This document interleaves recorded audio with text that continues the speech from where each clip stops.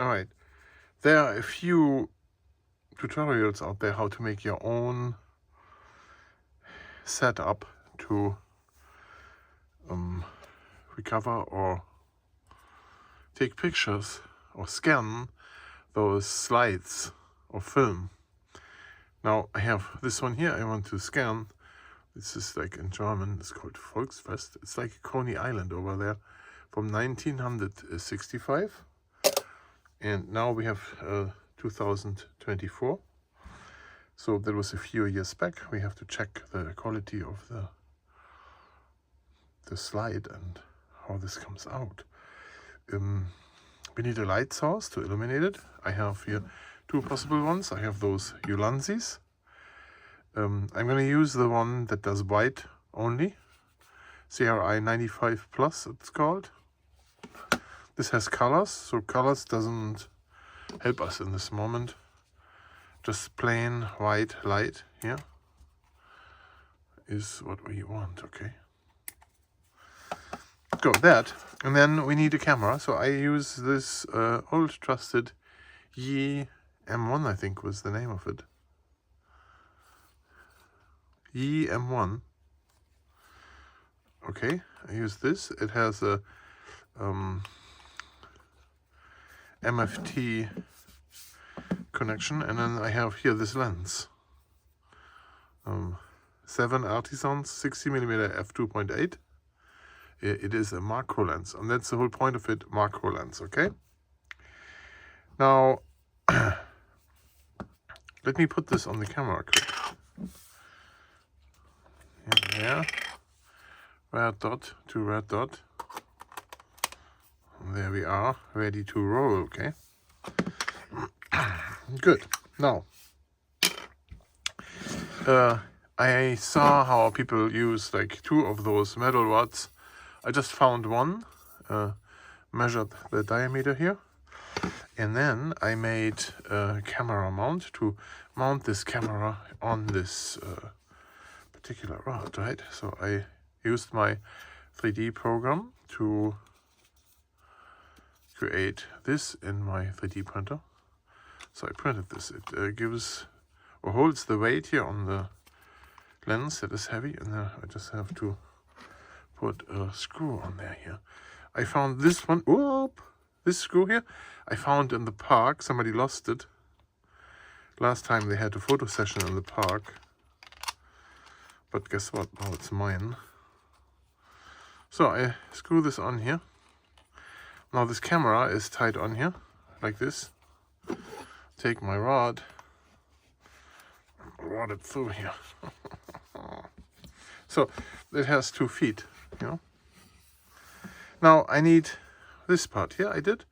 This is the one where I put the slide in here. There. The slide is here, so a fix. I can use it this way or that way. It doesn't matter. Let's do this way.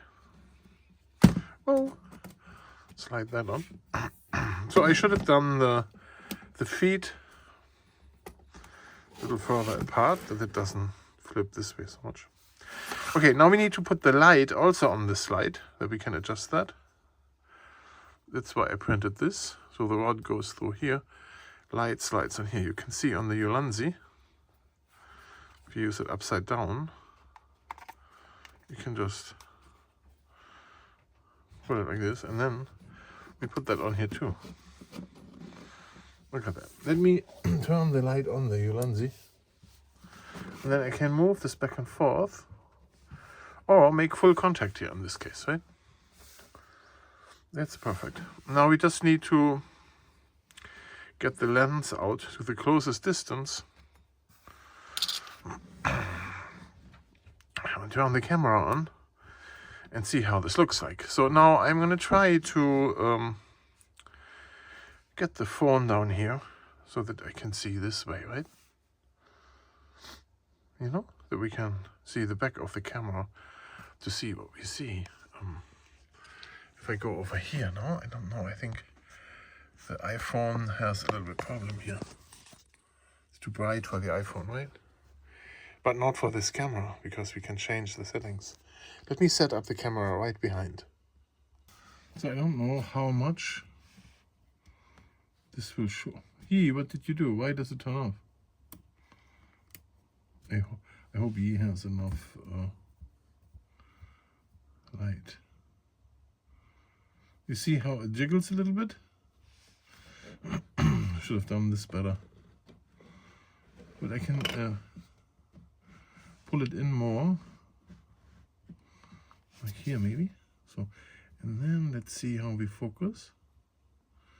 That's nice. So we can click this button, then it zooms in, so it's easier for us to focus, you know. Yeah, I think this looks good. Oh, if we click it again, I think.